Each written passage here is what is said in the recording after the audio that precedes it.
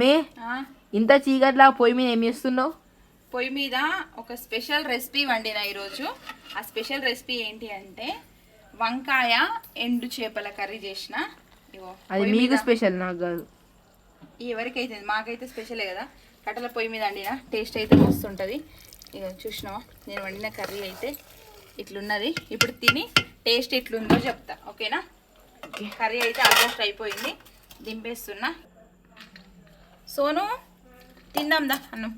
Friends చూసిరా, ఇక నేను వండిన కర్రీ ఇది, వంకాయ ఎండు చేపలు. టేస్ట్ అయితే మస్తు ఉంటుంది. ఈ కాంబినేషన్లో కర్రీ ఎంతమందికి ఇష్టమో కామెంట్ చేయండి. ఇప్పుడు నేను మా సోను ట్రై చేసి టేస్ట్ ఎట్లుందో చెప్తాము. మా చెర్రీ మాత్రం ఈ కర్రీ తినడు, సోను బాబు తిని చెప్తాడు. ఎట్లా సోను?